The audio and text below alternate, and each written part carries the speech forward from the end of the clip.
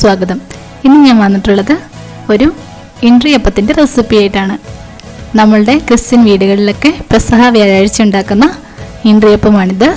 വളരെ രുചികരമായ രീതിയിൽ നമുക്കെല്ലാവർക്കും വീടുകളിൽ ഒന്ന് ട്രൈ ചെയ്യാവുന്ന ഒരപ്പമാണിത്. അപ്പം നിങ്ങളെല്ലാവരും ഒന്ന് ട്രൈ ചെയ്ത് നോക്കണം.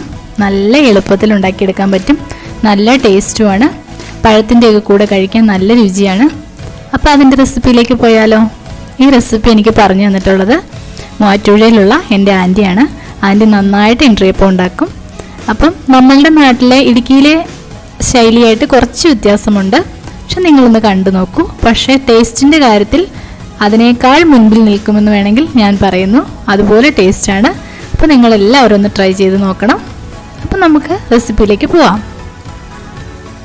കുട്ടിക്കാലത്ത് പെസഹ വ്യാഴവും ഈസ്റ്ററും ഒക്കെ നോക്കിയിരിക്കുമായിരുന്നു. അന്ന് വലിയ ചെമ്പിൽ അപ്പമൊക്കെ പുഴുങ്ങി വളരെ സന്തോഷകരമായ ഒരു കുട്ടിക്കാലമുണ്ട്.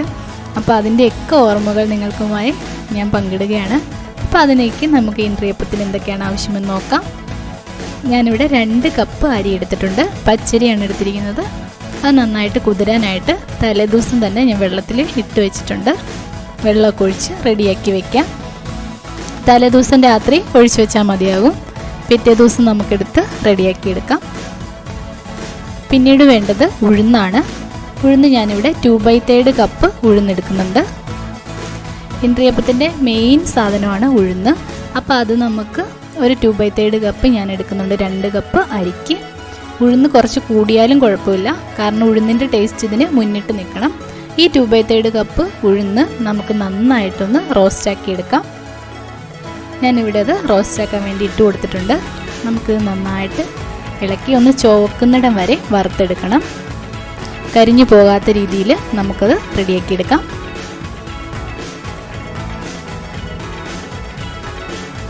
ഉഴുന്നിവിടെ റെഡിയായി വന്നിട്ടുണ്ട്.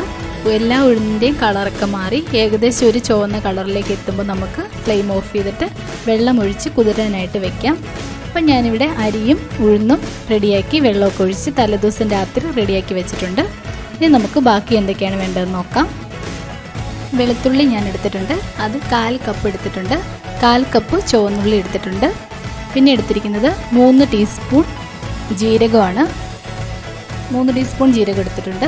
വെളുത്തുള്ളി കുറച്ചേറെ എടുക്കുന്നത് നല്ലതായിരിക്കും. വെളുത്തുള്ളിയുടെയും ഉഴുന്നിൻ്റെയും ടേസ്റ്റാണ് ഇൻട്രിയപ്പത്തിന് കൂടുതൽ ടേസ്റ്റ് കൊടുക്കുന്നത്. ഉപ്പ് ആവശ്യത്തിന്. പിന്നീട് വേണ്ടത് എണ്ണയാണ്. പിന്നെ വേണ്ടത് കടുക്. 1 ടീസ്പൂൺ കടുക് കൂടി വേണം. അത് ഞാൻ ഇതിനകത്ത് കാണിക്കുന്നില്ല. 2 തേങ്ങ വേണം. 1 തേങ്ങ നമുക്ക് വറുത്തിടാനും 1 തേങ്ങ നമുക്ക് ചിരണ്ടി അരച്ചെടുക്കാനും വേണം. അപ്പം ഞാനിവിടെ അരിയൊക്കെ കഴുകി വൃത്തിയാക്കി എടുത്ത് വെച്ചിട്ടുണ്ട്. ഇനി നമുക്ക് ഞാനിവിടെ 1 തേങ്ങ റെഡിയാക്കി വെച്ചിട്ടുണ്ട്. ചിരണ്ടി റെഡിയാക്കി വെച്ചിട്ടുണ്ട്. അതിലേക്ക് നമുക്ക് 3 ടീസ്പൂൺ ജീരകം ചേർത്ത് കൊടുക്കാം. ജീരകം നന്നായിട്ട് കഴുകി വൃത്തിയായതിന് ശേഷം നമുക്ക് ചേർത്ത് കൊടുക്കാം. അപ്പം ഞാനിവിടെ ജീരകം ചേർത്ത് കൊടുക്കുന്നുണ്ട്. പിന്നെ നമുക്ക് റെഡിയാക്കി വെച്ചിരിക്കുന്ന 1/4 കപ്പ് വെളുത്തുള്ളിയും 1/4 കപ്പ് ചുവന്നുള്ളിയും ചേർത്ത് കൊടുക്കാം. ചുവന്നുള്ളി ഞാനിവിടെ ചേർത്ത് കൊടുക്കുന്നുണ്ട്. അപ്പോൾ ഈ വെളുത്തുള്ളിയുടെ അളവ് കുറച്ച് കൂടിയാലും കുഴപ്പമില്ല. അതിൻ്റെ ടേസ്റ്റാണ് ഇതിനകത്ത് മുൻപിൽ നിൽക്കേണ്ടത്. അപ്പം ഞാനിവിടെ 1/4 കപ്പാണ് ചേർത്ത് കൊടുത്തിരിക്കുന്നത്. ഇനി നമുക്കിതെല്ലാം കൂടി ഒരു മിക്സിയുടെ ജാറിനകത്തേക്കിട്ട് ഒന്ന് അരച്ചെടുക്കാം. നന്നായിട്ട് അരഞ്ഞു പോവരുത്. ഒന്ന് ചെറുതായിട്ടൊന്ന് ചതഞ്ഞ് കിട്ടിയാൽ മതി. ആ പാകത്തിന് നമുക്ക് അരച്ചെടുക്കാം. തേങ്ങയെല്ലാം ഞാനിവിടെ അരച്ചെടുത്തിട്ടുണ്ട്. ഈ രീതിയിൽ മതിയാകും. കുറച്ച് തരിയുള്ള രീതിയിൽ അരച്ചെടുക്കണം. അത് നമുക്കിനി മറ്റൊരു പാത്രത്തിലേക്ക് മാറ്റാം. അപ്പോൾ തേങ്ങയുടെ ബാറ്ററൊക്കെ ഞാനൊരു പാത്രത്തിലേക്ക് മാറ്റി കൊടുത്തിട്ടുണ്ട്. ഇനി നമുക്ക് റെഡിയാക്കി വെച്ചിരിക്കുന്ന അരിയും ഉഴുന്നും കൂടി അതേ മിക്സിയിലിട്ട് തന്നെ നമുക്കൊന്ന് അരച്ചെടുക്കണം. അപ്പം ഞാനിവിടെ അരി ഇട്ട് കൊടുക്കുന്നുണ്ട്. ഇത്തിരി തരങ്ങോട് കൂടി വേണം നമുക്ക് അരച്ച് റെഡിയാക്കി എടുക്കാനായിട്ട്. അപ്പം ഞാനിവിടെ അരി ഉഴുന്നും അരയ്ക്കാൻ ഇട്ട് കൊടുത്തിട്ടുണ്ട്. വെള്ളമൊന്നും ഇല്ലാത്ത രീതിയിൽ ഒഴിക്കാത്ത രീതിയിൽ കുറേശ്ശെയായിട്ട് നമുക്ക് അരച്ചെടുക്കാം. അപ്പം അതിവിടെ റെഡിയായി വന്നിട്ടുണ്ട്. ഏകദേശം ഈ പരുവം മതിയായിരിക്കും. കുറച്ച് തരങ്ങോട് കൂടി നമുക്ക് അരച്ചെടുക്കണം. അപ്പോൾ ഇതിവിടെ റെഡിയായി വന്നിട്ടുണ്ട്. ഇനി നമുക്ക് ബാക്കി കാര്യങ്ങൾ ചെയ്യാം. ഇനി നമുക്ക് തേങ്ങാക്കൊത്ത് റെഡിയാക്കി എടുക്കാം. ഞാനിവിടെ 1 തേങ്ങ എടുക്കുന്നുണ്ട്. അത് ചെറിയ പീസായിട്ട് ഇതുപോലെ കഷ്ണമായിട്ട് ഇട്ടതിന് ശേഷം നമുക്ക് ചെറിയ കഷ്ണങ്ങളായിട്ട് അരിഞ്ഞെടുക്കണം. ഇത് നമുക്ക് വറുത്ത് ഇതിനകത്ത് ചേർക്കാനുള്ളതാണ്. ഞാനിവിടെ ഇങ്ങനെ കൊത്തിയെടുക്കുന്നുണ്ട്. അതിനുശേഷം നമുക്ക് ഇത് ചെറുതായിട്ട് അരിഞ്ഞെടുക്കാം. ഈ തേങ്ങാക്കൊത്ത് ഇങ്ങനെ ചേർക്കുന്നത് നമ്മുടെ ഇൻട്രിയപ്പം കഴിക്കുമ്പം ഇടയ്ക്ക് കടിക്കാൻ കിട്ടുമ്പോൾ നല്ലൊരു ടേസ്റ്റാണ്. അപ്പം നിങ്ങൾ ഉണ്ടാക്കുമ്പോൾ ഇങ്ങനെ ഒന്ന് ചേർത്ത് നോക്കണം. അപ്പോൾ തേങ്ങയെല്ലാം ഞാനിവിടെ ചെറുതായിട്ട് കൊത്തിയെടുത്തിട്ടുണ്ട്. ഇനി നമുക്ക് കടുക് വറുക്കാൻ ആവശ്യമായ 1 ടീസ്പൂൺ കടുകും 3 ചുവന്നുള്ളിയാണ് ഞാൻ എടുത്തിരിക്കുന്നത്. അതും കൂടി റെഡിയാക്കി വെക്കാം. ഇനി ഒരു പാൻ ചൂടാകാൻ വെച്ചിട്ടുണ്ട്. അതിലേക്ക് നമുക്ക് ആവശ്യത്തിന് വെളിച്ചെണ്ണ ഒഴിച്ചു കൊടുക്കാം. നമ്മളുടെ തേങ്ങ വറുത്തെടുക്കാൻ ആവശ്യമായ വെളിച്ചെണ്ണ ഒഴിച്ചു കൊടുക്കണം.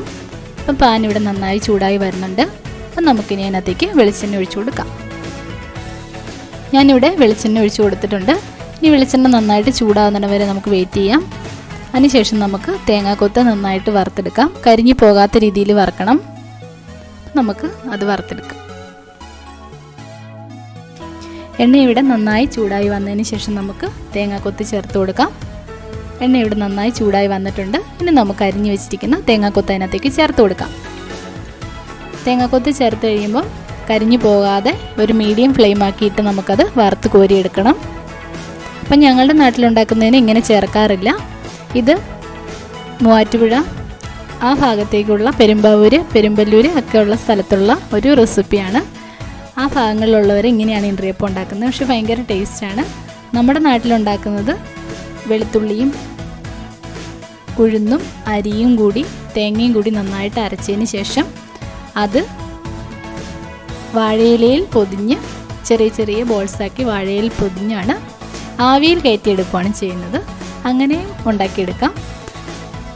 ഇത് പക്ഷേ കുറച്ച് വ്യത്യസ്തമായ രീതിയിലാണ്, ഭയങ്കര ടേസ്റ്റുമാണ്. അപ്പം ഞാൻ ഇതൊന്ന് ട്രൈ ചെയ്ത് നോക്കിയതാണ്. അപ്പം നമ്മളുടെ തേങ്ങയൊക്കെ ഇവിടെ റെഡിയായി വന്നിട്ടുണ്ട്.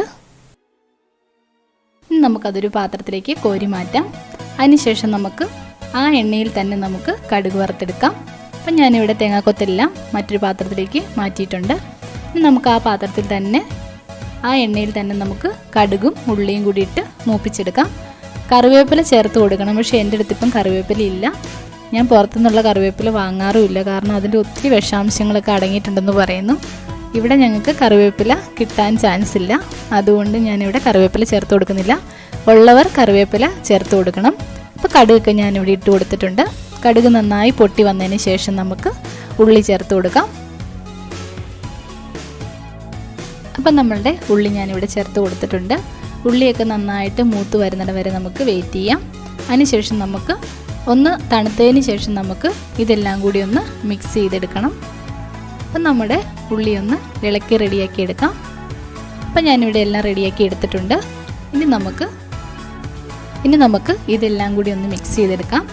അപ്പം നമുക്ക് എടുത്തു വച്ചിരിക്കുന്ന തേങ്ങയും കടുക് വറുത്ത ഉള്ളിയും എല്ലാം കൂടി മിക്സ് ചെയ്തെടുക്കാം. അരച്ചു വെച്ചിരിക്കുന്ന അരിയും കൂടി ചേർത്ത് ഉപ്പും കൂടി ആവശ്യത്തിന് ചേർത്ത് കൊടുത്തതിന് ശേഷം നമുക്ക് നന്നായിട്ട് മിക്സ് ചെയ്തെടുക്കണം. അപ്പം ഞാനിതിവിടെ ചേർത്ത് കൊടുക്കുന്നുണ്ട്.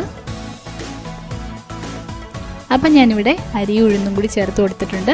ഇനി നമുക്ക് റെഡിയാക്കി വെച്ചിരിക്കുന്ന തേങ്ങാക്കൊത്തും കൂടി ചേർത്ത് ആവശ്യത്തിന് ഉപ്പും കൂടി ഇട്ട് നന്നായിട്ട് കുഴച്ചെടുക്കണം. അപ്പം ഞാനിവിടെ ഉപ്പ് ചേർത്ത് കൊടുക്കുന്നുണ്ട്. ഇപ്പോഴാണ് നമ്മൾ ഇതിനകത്ത് ഉപ്പ് ചേർക്കുന്നത്. അപ്പം നമുക്കിനി നന്നായിട്ട് മിക്സ് ചെയ്തെടുക്കാം. ഇതെല്ലാം കൂടി നമുക്കിനി നന്നായിട്ട് കുഴച്ചെടുക്കാം. അപ്പം ഞാനിതിവിടെ കുഴച്ചെടുക്കുന്നുണ്ട്. നമ്മളുടെ തേങ്ങയുടെ ബാറ്ററും അരിയും ഉഴുന്നും തേങ്ങാക്കൊത്തും ഉപ്പും ഒക്കെ എല്ലായിടത്തും എത്തത്തക്ക രീതിയിൽ നന്നായിട്ട് നമുക്ക് കുഴച്ചെടുക്കണം. അപ്പം നമുക്കിവിടെ അത് വൃത്തിയായിട്ട് കുഴച്ചെടുക്കാം. നല്ല ടേസ്റ്റാണ് ഇത്. ഇങ്ങനെ ഒരു ബാറ്റർ റെഡിയാക്കുമ്പോൾ തന്നെ ഒരു മണമുണ്ട്. നല്ലൊരു ടേസ്റ്റാണ് കഴിക്കാൻ വേണ്ടിയിട്ട്. അപ്പോൾ ഉണ്ടാക്കാത്തവരൊക്കെ ഒന്ന് ഉണ്ടാക്കി നോക്കണം. അപ്പം ഞാനിവിടെ ബാറ്റർ റെഡിയാക്കിയിട്ടുണ്ട്. ഇനി നമുക്കൊരു പാൻ ചൂടാകാൻ വെച്ച് അതിലേക്ക് ആവശ്യമെങ്കിൽ അല്പം എണ്ണ തൂത്ത് കൊടുക്കാം. ഞാനിവിടെ നോൺ സ്റ്റിക്കിൻ്റെ പാൻ ആയതുകൊണ്ട് എണ്ണ തൂക്കാതെ തന്നെയാണ് റെഡിയാക്കി എടുക്കുന്നത്. ഇനി നമ്മൾ അടയൊക്കെ ചുടുന്നത് പോലെ ആ ബാറ്ററിൽ നിന്ന് കുറേശ്ശെ ഒഴിച്ച് ഇങ്ങനെ നമുക്ക് പരത്തിയെടുക്കാം. കുറച്ച് വെള്ളവും കൂടി കൂട്ടി പരത്തിയെടുക്കുമ്പോൾ കറക്റ്റായിട്ട് കിട്ടും. അപ്പോൾ വെള്ളമൊക്കെ ചേർത്ത് ഇങ്ങനെ നന്നായിട്ട് പരത്തിയെടുക്കാം. നന്നായിട്ട് പരത്തി കൊടുത്തിട്ടുണ്ട്. ഇനി നമുക്ക് ഒരു വശം റെഡിയായി വരുമ്പോൾ അടുത്ത വശത്തേക്ക് മറിച്ചിട്ട് കൊടുക്കാം. ഒരു വശം റെഡിയായി വന്നിട്ടുണ്ട്. ഞാനിവിടെ മറിച്ചിട്ട് കൊടുക്കുന്നുണ്ട്. നന്നായിട്ട് മൊരിഞ്ഞു വരണം, കുറച്ചും കൂടി മൊരിഞ്ഞു വരണം. അപ്പോൾ അതുവരെ നമുക്ക് വെയിറ്റ് ചെയ്യാം. ഇങ്ങനെ നമുക്ക് ഓരോരോ അപ്പമായിട്ട് പരത്തി ചുട്ടെടുക്കാം. അപ്പം വളരെ സ്വാദിഷ്ടമായ നമ്മളുടെ ഇൻട്രിയപ്പം ഇവിടെ റെഡിയായി വന്നിട്ടുണ്ട്. അപ്പം നിങ്ങളെല്ലാവരും ഒന്ന് ട്രൈ ചെയ്ത് നോക്കണം. ഞാനിവിടെ ഇൻട്രിയപ്പം റെഡിയാക്കിയിരിക്കുന്നത് പുട്ടുപൊടിയിലാണ് കേട്ടോ. എളുപ്പത്തിൽ ചെയ്യാൻ പറ്റുന്ന രീതിയിലാണ് ഞാനിത് പ്രിപ്പയർ ചെയ്തിരിക്കുന്നത്. അപ്പോൾ നമുക്ക് നല്ല രുചികരമായ ഇൻട്രിയപ്പം വേഗത്തിൽ തയ്യാറാക്കി നോക്കാം. നേരത്തെയൊക്കെ ഉള്ള കാലങ്ങളിൽ അരിയൊക്കെ ഇടിച്ച് പൊടിച്ച് ഒക്കെ എടുത്താണ് ഉണ്ടാക്കിയിരുന്നത്. ഇപ്പം അതിനുള്ള സൗകര്യങ്ങളൊന്നുമില്ല. അപ്പോൾ ഞാനിത് പുട്ടുപൊടിയിലാണ് കേട്ടോ തയ്യാറാക്കിയിരിക്കുന്നത്. നമുക്ക് വേഗത്തിൽ തയ്യാറാക്കിയെടുക്കാം. നല്ല രുചികരമായൊരു അതുപോലെ തന്നെ ഇൻട്രിയപ്പവുമാണ്. നമ്മളുടെ കുരിശപ്പവും ഇതുപോലെ തന്നെ നമുക്ക് റെഡിയാക്കാം. കുരിശപ്പത്തിന് ഇതുപോലെ തന്നെ ഇത് തന്നെയാണ്, സെയിം തന്നെയാണ് അതിൻ്റെ ആ ഒരു ബാറ്ററൊക്കെ. പിന്നെ വേണ്ടതെന്ന് പറഞ്ഞിട്ടുണ്ടെങ്കിൽ കുറച്ചും കൂടി തേങ്ങ നമുക്ക് കൂടുതലായിട്ട് ചേർക്കാം. 2 ടീസ്പൂൺ പഞ്ചസാരയും കൂടി ആ കുരിശപ്പം ഉണ്ടാക്കുന്നതിനകത്ത് ചേർത്ത് കൊടുക്കാം. നമ്മളുടെ മാവിൻ്റെ ആ ഒരു രീതിയൊക്കെ ഇത് തന്നെയാണ് കേട്ടോ. അപ്പോൾ നമുക്ക് റെഡിയാക്കി നോക്കാം. ഇൻട്രിയപ്പത്തിൻ്റെ ആദ്യത്തെ പണി എന്ന് പറയുന്നത് വാഴയില റെഡിയാക്കി വെക്കുക എന്നുള്ളതാണ്. ഞാനിവിടെ ഒരു ഫ്രഷ് വാഴയില മുറിച്ച് റെഡിയാക്കി വെച്ചിട്ടുണ്ട്. ഇനി നമുക്കിത് ഗ്യാസ് സ്റ്റൗവിൽ വെച്ചിട്ടൊന്ന് വാട്ടി ചെറിയ കഷ്ണങ്ങളാക്കി മുറിച്ച് മാറ്റി വയ്ക്കാം കേട്ടോ. ആദ്യത്തെ പണിയാണിത്. ഇത് ചെയ്ത് കഴിഞ്ഞാൽ പിന്നെ ബാക്കിയുള്ള പണികളൊക്കെ വേഗം തന്നെ തീരും. അപ്പോൾ ഇതുപോലെ വാഴയില ചെറിയ കഷ്ണങ്ങളാക്കി നുറുക്കി മാറ്റി വയ്ക്കണേ. വാഴയില മുറിച്ചെടുക്കുന്നത് ഓരോരുത്തരെയും ഉണ്ടാക്കുന്ന ഇൻട്രിയപ്പത്തിൻ്റെ വലുപ്പത്തിനനുസരിച്ചായിരിക്കണേ. വലുതായിട്ടുണ്ടാക്കുവാണെങ്കിൽ വലിയ സൈസിൽ മുറിച്ചെടുക്കുക. ഇതുപോലെ നല്ല വൃത്തിയായിട്ട് തുടയ്ക്കുക. ഇനി നമുക്ക് ആവശ്യമുള്ള സാധനങ്ങൾ നോക്കാം. ഞാനിവിടെ എടുത്തിരിക്കുന്നത് 1 ടേബിൾ സ്പൂൺ നല്ല ജീരകമാണ്. ചെറിയ ജീരകം ഉണ്ടല്ലോ, ആ ജീരകമാണ് എടുത്തിരിക്കുന്നത്. പിന്നെ എടുത്തിരിക്കുന്നത് നമ്മളുടെ വെളുത്തുള്ളിയാണ്, അതും 1 ടേബിൾ സ്പൂൺ എടുത്തിട്ടുണ്ട്.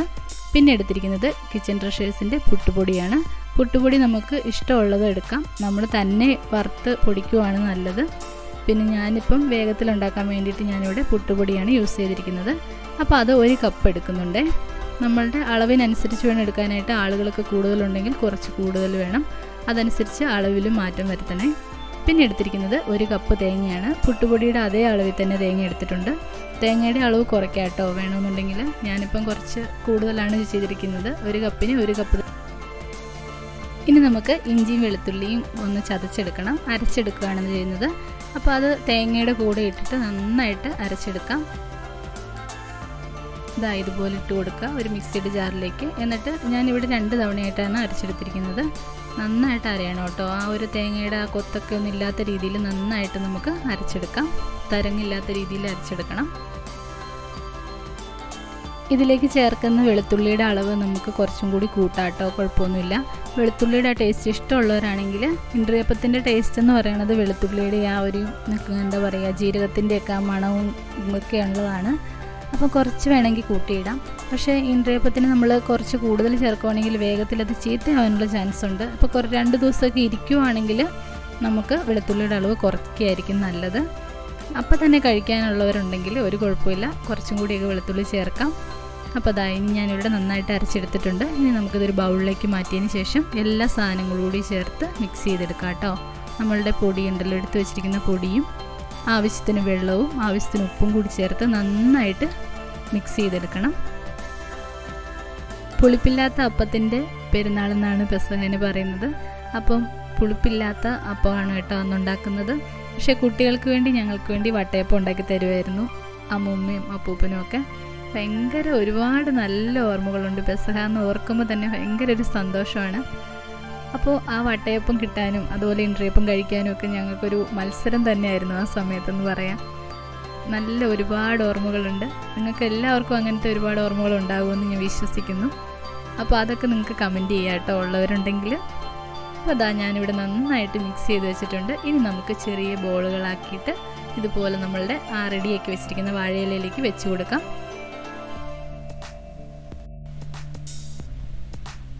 വാഴയിലയിൽ വെച്ച് കൊടുത്തിട്ട് ഇതുപോലെ ഒന്ന് നമ്മളുടെ ആ ഉള്ളം കൈ കൊണ്ട് നമുക്കൊന്ന് പ്രസ് ചെയ്ത് കൊടുക്കാം. അതിനുശേഷം ഇതുപോലെ കോണോട് കോണ് മടക്കിയെടുക്കാം. നല്ല കറക്റ്റായിട്ടിരിക്കും കേട്ടോ. വാട്ടിയ വാഴയില ആയതുകൊണ്ട് കറക്റ്റായിട്ടിരുന്നോളും. അപ്പോൾ നമുക്ക് എല്ലാ മാവും ഇതുപോലെ വാഴയിലക്കകത്തേക്ക് മടക്കി കൊടുക്കാം.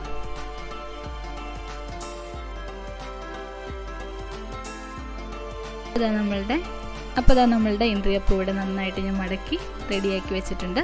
ഇനി നമുക്ക് ഇതൊന്ന് സ്റ്റീം ചെയ്തെടുക്കണം. പണ്ടുള്ള കാരണവന്മാർ നമുക്ക് വലിയ ചെമ്പിലാണ് അപ്പം പുഴുങ്ങുന്നത്. അപ്പോൾ അതിനകത്ത് ചിരട്ടയൊക്കെ താഴേക്കിട്ട് വാഴയുടെ കൈയൊക്കെ ഉണ്ടല്ലോ അതൊക്കെ നന്നായിട്ട് എടുത്തിട്ടിട്ട് അതിൻ്റെ മുകളിൽ ആണ് ഈ അപ്പം വെച്ച് പുഴുങ്ങിയെടുക്കുന്നത്. കുരിശപ്പവും ഇന്ദ്രിയപ്പവും ഒക്കെ ഒരേ ചെമ്പിൽ തന്നെ പുഴുങ്ങിയെടുക്കും. ഇപ്പം ഉള്ള ഞാനിങ്ങനെയൊന്നും ചെയ്യുന്നില്ല, ചെറിയൊരു സ്റ്റീമറിനകത്ത് വെച്ചിട്ടാണ് ഞാൻ ചെയ്തെടുക്കുന്നത്. അപ്പം നന്നായിട്ട് സ്റ്റീം ചെയ്ത് നന്നായിട്ട് ഒരു 10-20 മിനിറ്റത്തോളം ഇരുന്നാൽ നന്നായിട്ട് കുക്കായി കിട്ടും. നല്ല ടേസ്റ്റി ആയിട്ടുള്ള ഇന്ദ്രിയപ്പം. അപ്പോൾ നമ്മളുടെ ഇന്ദ്രിയപ്പം ഇവിടെ റെഡിയായി കഴിഞ്ഞു. ഇനി നമുക്ക് പെസഹ പാലും കൂടി റെഡിയാക്കാം. അപ്പോൾ അതിലേക്ക് ഞാൻ എടുത്തിരിക്കുന്നത് തേങ്ങയാണ്.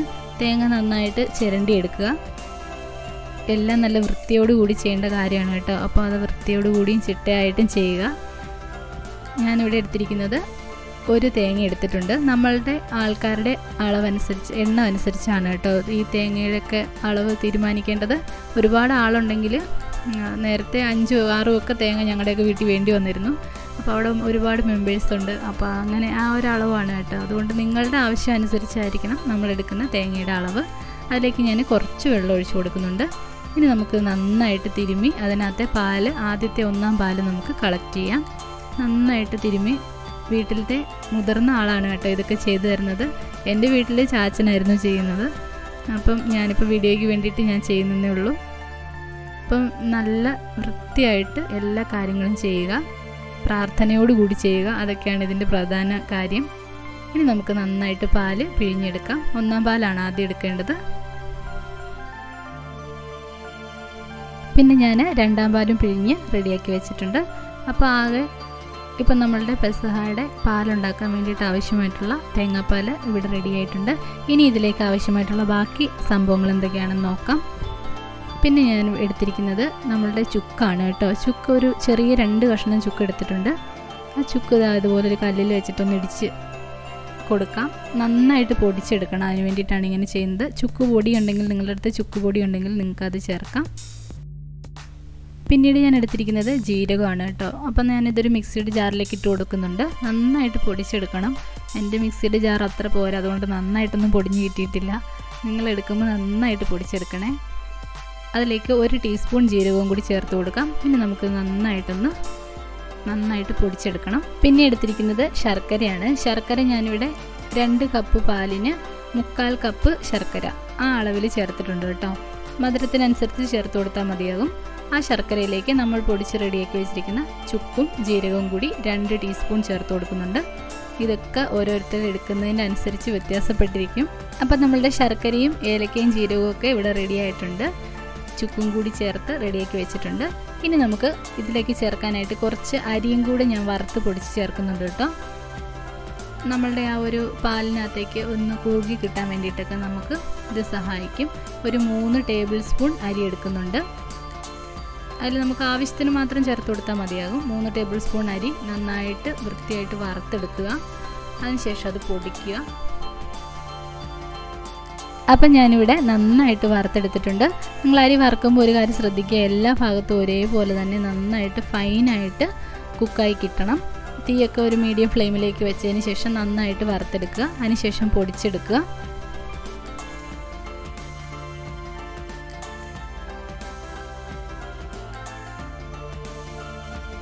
ഇനി നമുക്ക് പെസഹ പാല് റെഡിയാക്കി തുടങ്ങാം. അതിലേക്ക് നമുക്ക് പുതിയ കലവും പുതിയ തവിയും ഒക്കെയാണ് കേട്ടോ എടുക്കേണ്ടത്. നല്ല വിശുദ്ധിയോടുകൂടി ചെയ്യേണ്ട കാര്യമാണ്. അപ്പോൾ ഞാൻ 2-ാം പാല് തീയെ വെച്ചിട്ടുണ്ട്. നന്നായിട്ട് ഇളക്കി കൊടുക്കുക. നമ്മളുടെ തേങ്ങാപ്പാലൊന്ന് ചൂടായി വരുമ്പോഴത്തേനും നമുക്ക് റെഡിയാക്കി വെച്ചിരിക്കുന്ന നമ്മളുടെ ശർക്കരയും ചുക്കും ജീരകവും കൂടി ചേർത്ത് കൊടുക്കാം.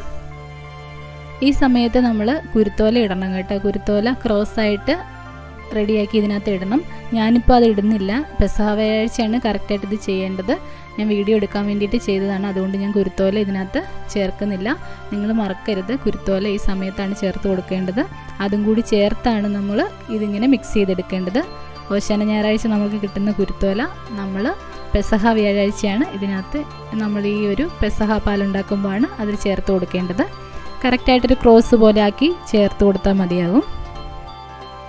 അപ്പോൾ അതാ ഈ രീതിയിലാണ് കേട്ടോ കുരിശ് അതിനകത്ത് ചേർത്ത് കൊടുക്കേണ്ടത്, കുരുത്തോല വെച്ചിട്ട്. ഇനി നമുക്ക് നന്നായിട്ട് മിക്സ് ചെയ്ത് കൊടുക്കണം. ഈ ഒരു നമ്മളുടെ ഒരു ഇത് നന്നായിട്ട് തിളച്ച് ആ ഒരു എന്താ പറയുക, നന്നായിട്ട് ചുക്കും ജീരകവും ഒക്കെ നന്നായിട്ട് റെഡിയായി വരുമ്പോഴത്തേനും നമുക്ക് റെഡിയാക്കി വെച്ചിരിക്കുന്ന പൊടിച്ച് വെച്ചിരിക്കുന്ന നമ്മളുടെ അരി വറുത്തതും കൂടി അതിനകത്ത് ചേർത്ത് കൊടുക്കാം. അരി വറുത്ത് പൊടിച്ചതും കൂടി ചേർത്ത് കൊടുക്കാം. ഇനി അത് നന്നായിട്ട് യോജിപ്പിച്ചെടുക്കുക. നന്നായിട്ട് കട്ടയൊന്നും കെട്ടാതെ തന്നെ നമുക്ക് മിക്സ് ചെയ്തെടുക്കണം. ഇപ്പോഴൊക്കെ ഇളക്കി കൊടുത്തുകൊണ്ടിരിക്കണം കേട്ടോ. മീഡിയം ഫ്ലെയിമിലാക്കിയതിന് ശേഷം നന്നായിട്ട് ഇളക്കി യോജിപ്പിച്ചുകൊണ്ടിരിക്കണം. കണ്ടോ, ഈ ഒരു കൺസിസ്റ്റൻസിയിൽ നമുക്ക് കിട്ടണം. ഇനി നമുക്ക് ഒന്നാം പാലും കൂടി ചേർത്ത് കൊടുക്കാനുണ്ട്. ചെറുതായിട്ടൊന്ന് കുറുകിയാണ് ഇപ്പോൾ ഇരിക്കുന്നത്. അപ്പോൾ ഒന്നാം പാലും കൂടി ചേർക്കുമ്പോൾ കറക്റ്റ് ആ ഒരു പാലിൻ്റെ കറക്റ്റ് ആ ഒരു പരുവത്തിലേക്ക് കിട്ടും. ഈ പൊടി ചേർത്ത് കൊടുക്കുന്നത് നമ്മളുടെ ആ ഒരു എന്താ പറയുക, ആ ഒരു ബാറ്റർ കറക്റ്റായിട്ട് നന്നായിട്ട് കിട്ടാൻ വേണ്ടിയിട്ട്, നല്ല കുറുകി കിട്ടാൻ വേണ്ടിയിട്ടാണ്. അപ്പോൾ ആ ഒരു അളവെന്ന് പറയുമ്പോൾ എനിക്കിവിടെ ഒരു 2 ടേബിൾ സ്പൂണ് വേണ്ടി വന്നു. നിങ്ങൾ ഉണ്ടാക്കുന്നതിനനുസരിച്ച് ചേർത്ത് കൊടുത്താൽ മതിയാകും അരി പൊടിച്ച് വറുത്തത്. നമുക്ക് നന്നായിട്ട് മിക്സ് ചെയ്ത് കൊടുക്കാം. ഇതിന് ശേഷം ഒരു 5 മിനിറ്റും കൂടി വെച്ചതിന് ശേഷം നമുക്ക് ഒന്നാം പാലും കൂടി ചേർത്ത് യോജിപ്പിക്കാം. അപ്പോൾ അതാ ചെറുതായിട്ട് തിളയൊക്കെ വന്ന് തുടങ്ങിയിട്ടുണ്ട്. ഇനി നമുക്ക് ഒന്നാം പാല് ചേർത്ത് കൊടുക്കാം. ഒന്നാം പാല് ചേർത്ത് കൊടുത്തതിന് ശേഷം പിന്നെ കിടന്ന് ഒരുപാട് നേരം തിളയ്ക്കേണ്ട ആവശ്യമില്ല. നന്നായിട്ടൊന്ന് മിക്സ് ചെയ്തെടുത്താൽ മതിയാകും. അങ്ങനെ നമുക്ക് പരിശുദ്ധമായ പെസഹ പാല് ഇങ്ങനെ തയ്യാറാക്കാം. നിങ്ങളെല്ലാവരും ഈ പെസഹായ്ക്ക് ഇങ്ങനെ ഒന്ന് റെഡിയാക്കി നോക്കുക. വീഡിയോ ഇഷ്ടമായിട്ടുണ്ടെങ്കിൽ ലൈക്ക് ചെയ്യാനും സബ്സ്ക്രൈബ് ചെയ്യാനും ഒന്നും മറക്കരുതേ. പുതിയ നല്ല വീഡിയോസും പുതിയ നല്ല വിശേഷങ്ങളും ഒക്കെ ആയിട്ട് നമുക്ക് ഇനിയും വരാം. പെസഹായുടെ ഈസ്റ്ററിൻ്റെ ഒക്കെ 1000 മംഗളാശംസകൾ എല്ലാവർക്കും നേർന്നുകൊണ്ട് ഇന്നത്തെ വീഡിയോ നിർത്തുവാണ്. ഇതുവരെ സപ്പോർട്ട് ചെയ്ത എല്ലാവർക്കും ഒരുപാട് നന്ദി. തുടർന്നും എല്ലാവരുടെയും സഹകരണം പ്രതീക്ഷിക്കുന്നു. Thanks for watching.